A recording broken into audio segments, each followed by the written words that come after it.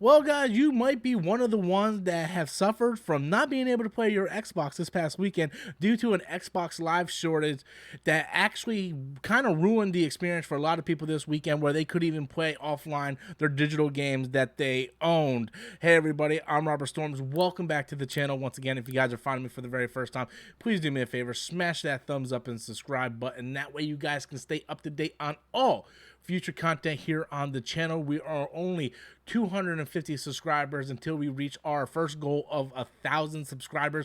I want to thank everybody who has already subscribed to the channel. Hope you guys are enjoying the content, and please, once again, guys, thank you for everything as we continue this journey here on RSG Plays. So it looks like Xbox had a lot of problems this past weekend.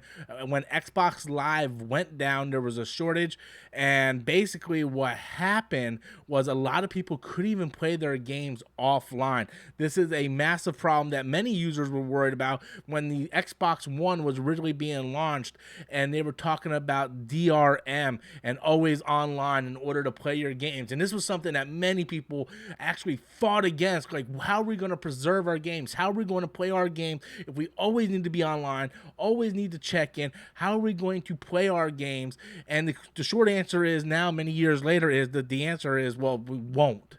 A lot of people weren't able to play their games this past weekend. Microsoft scrambled to try to get the servers back up the best they could, and they just couldn't find the answer. They couldn't find out how to fix it.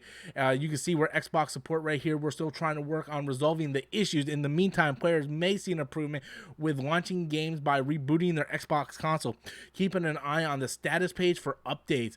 And this was just a massive crisis that was going on through Microsoft as the Xbox team was trying to fix this problem, as people are just calling in problems. And this was one of the biggest concerns going in, knowing that everything was going to be online. You know, we had the same kind of issue go on a couple weeks ago with Gran Turismo 7, where people weren't able to play the Gran Turismo game because you needed to be online. This is something that gamers do not like, and this was something that we have fought against, and Microsoft kind of just proved that our concerns were valid this entire time. Now, I was actually lucky I wasn't able to play any games this past weekend because I normally spend the weekend on my days off with my fiance, so I don't really play games on the weekend.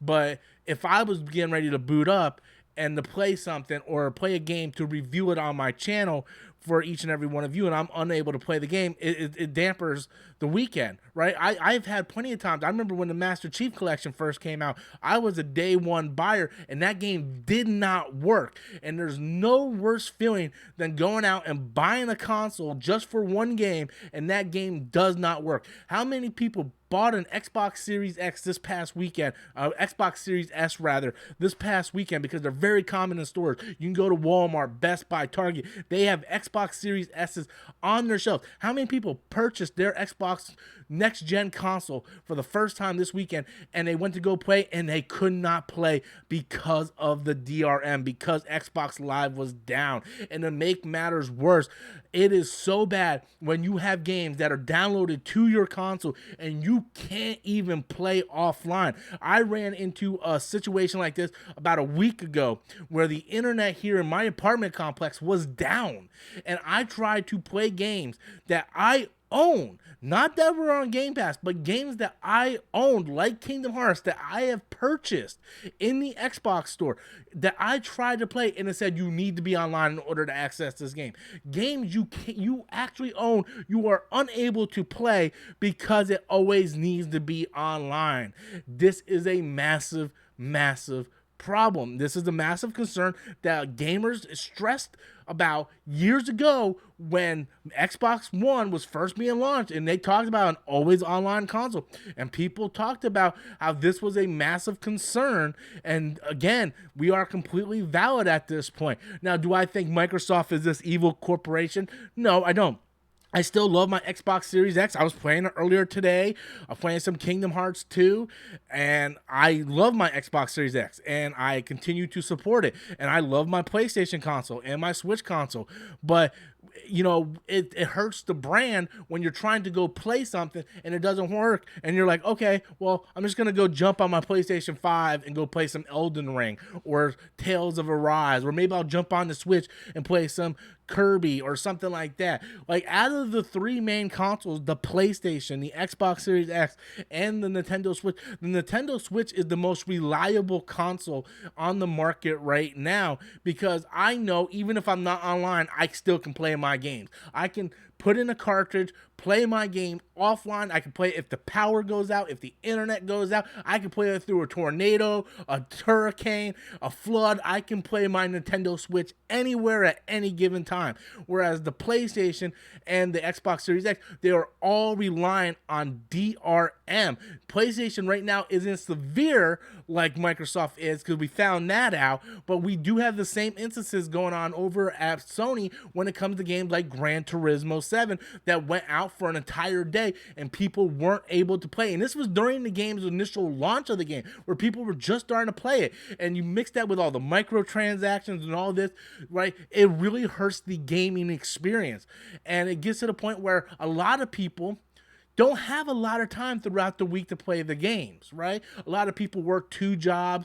Maybe someone works night shift and they're sleeping during the day or something like that. And they only have a certain amount of time throughout the week to play their game. And then they go on and Xbox Live is down and we can't even access games in our own library because it needs an online server in order to check in to let us play our licensed games that we purchased with our own physical money. That is a problem for these type of next generation games. It is the reason why I still today have my Xbox 360, my PlayStation 3, my PS4, my retro consoles, like all my stuff I still keep those. So if I want to play a game and I can't, then I'm gonna pop in my PS3 and play some Uncharted or Metal Gear Solid 4, or maybe I'll plug in my Nintendo and play a little bit of Metroid or Zelda. There's reason why I keep my old consoles, because of stuff like this. It's all about being able to play your games when you want to play the game, preservations of your games to preserve those games, because what happens, we sit here and rely on the internet all the time, because there are outages, there are shortages, and shortages, I guess they're the same thing, but we still have those moments, and we shouldn't have to rely on a company always being online in order to access games that we purchased for ourselves. So I think this is a massive downfall for Microsoft this past weekend, something they're gonna have to address and fix before they can move forward, because gamers aren't going to want to hear their excuses. We want to be able to play our games when we want to play our games, not when you say it's okay for us to play our games. But that's just my thoughts on it, guys. I want to know what you guys think.